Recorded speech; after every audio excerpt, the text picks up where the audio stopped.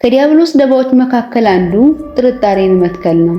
በስመ አብ ወወልድ ወመንፈስ ቅዱስ አሐዱ አምላክ አሜን።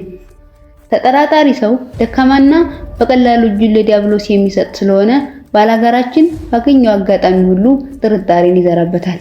ለምሳሌ ንስሐን አስመልክቶ ተነሳሂ መሆን በመቻልና በእግዚአብሔር ዘንድ ንስሐው ተቀባይነት በማግኘቱ መካከል ጥርጣሬን ይዘራል። እንደ ልምድ ይዞት በመቆየቱ ከባህሪያቱ አንዱ የሆነውን ኃጢአት ማስወገድ ቀላል አለመሆኑን ከገለጸለት በኋላ ይህን የሚወደውን የኃጢአት ተግባሩን ከተወ መኖር እንደማይችል አድርጎ ያሳየዋል። ብቃቱን አስመልክቶ እግዚአብሔርን ረዳትነት በመሸሸግ በጥርጣሬ ሞለዋል። እንዲህ የሚለውን የነብዩን ቃልም ይሰውርበታል። አቤቱ የሚያስጨንቁኝ ምንኛ በዙ፣ በእኔ ላይ የቆሙት ብዙ ናቸው፣ ነፍሴን አምላክሽ አያድንሽም አሏት። የዳዊት መዝሙር 3 ከቁጥር 1 እስከ 2።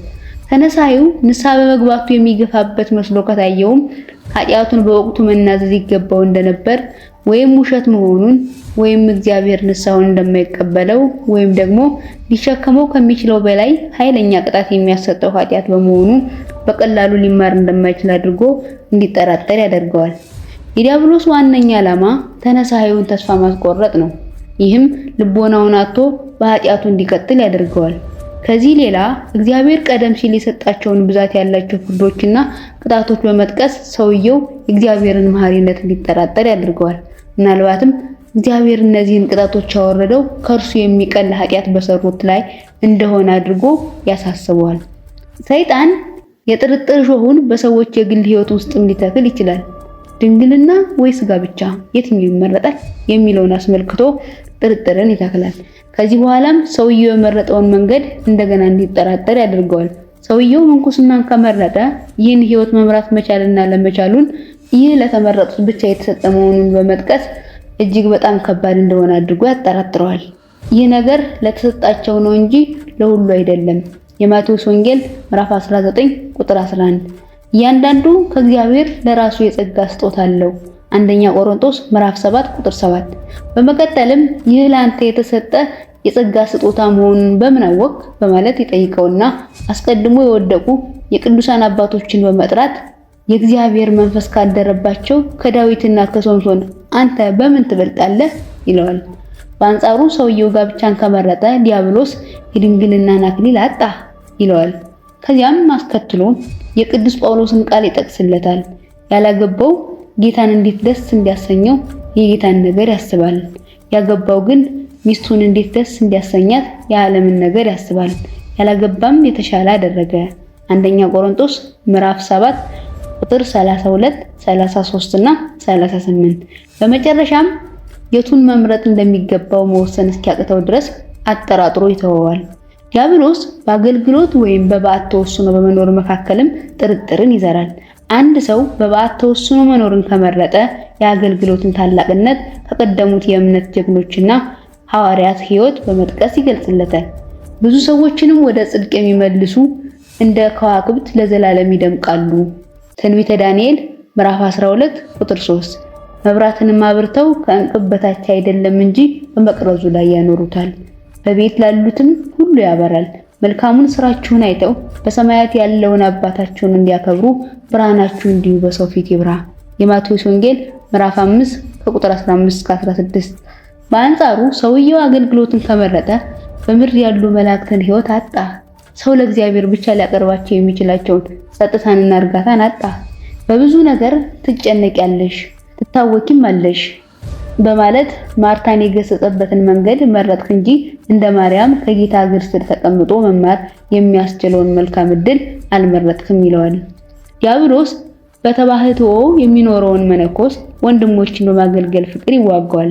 ወንድሞችን በማገልገል የሚኖረውን መነኮስ ደግሞ በጸጥታ በጸሎትና በተመስጦ ፍቅር ይዋጋዋል። ዲያብሎስ በሌላ መልኩ ጥርጥሩን በማህበራዊ ግንኙነቶች ውስጥም ይዘራል። በባልና ሚስት፣ በጓደኛሞች፣ በስራ ባልደረቦች፣ በአለቆችና በበታች ሰራተኞች መካከል ጥርጥሩን ይተክላል። አንደኛው ሰው ሌላው ሰው ለእርሱ ያለውን ፍቅር፣ ታማኝነትና ሐቀኝነት እንዲጠራጠር ያደርጋል። ሰዎች ባህሪያቸውን፣ ውጥናቸውንና ዓላማቸውንም እንዲጠራጠሩ ያደርጋል።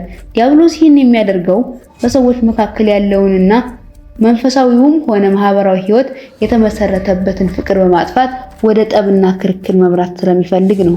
በጣም ቀላል የሆኑትንና ያለ ችግር ሊታለፉ የሚችሉትን አጋጣሚዎች ሰይጣን በተለያዩ ጥርጣሬዎች በማጀብ ውስብስብ አድርጎ ያቀርባቸዋል። እንዲሁ ዲያብሎስ በእምነት ላይም ጥርጥርን ይዘራል። ዛሬ ሰዎችን የሚያማቅቁበት ንፋቄና ቀጥተኛ ያልሆነ የመናፍቃን ትምህርት የመነጨው ከዲያብሎስ ሕሊና ነው። የተለያዩ ሃይማኖት ድርጅቶችና በመካከላቸው ያለው ቅራኔ አልፎ ተርፎም እስከ ክህዶተ እግዚአብሔር የሚያደርሰው እምነት ሳይቀር በዲያብሎስ የተፈጠሩ ናቸው። ከዚህ በተጨማሪም ዲያብሎስ ከእምነት ጋር መኖር እንደማይቻል አድርጎ ጥርጥርን ሊዘራ ይችላል። በቀጭኗ መንገድና በጠባቧ በር ማንም ሊገባ እንደማይችል በማጠራጠር የክርስትና ሕይወት ከባድና አስቸጋሪ መሆኑን ይገልጻል። እግዚአብሔር ከኛ የሚጠብቀው የፍጽምና ደረጃ ላይስ ማን ይደርሳል ይላል። በመጨረሻም የርኩሳን መናፍስትን ውጊያስ ማን ሊያመልጥ ይችላል በማለት ያጠራጥራል። በዚህ ሁሉ መካከል ግን ለሰዎች የሚሆነውንና ማለቂያ የሌለውን የእግዚአብሔርን እርዳታ የመንፈስ ቅዱስን ጸጋና ሥራ ይሸሽጋል። እንዲሁ ዲያብሎስ ተነሳዩ የንስሐ አባቱን እንዲጠራጠር ያደርገዋል። የንስሐ አባቱ ስለ እርሱ ያለውን ትኩረትና ፍቅር እንዲሁም ምስጢር መጠበቅ አለመጠበቁን አስመልክቶ ተነሳዩን ያጠራጥረዋል።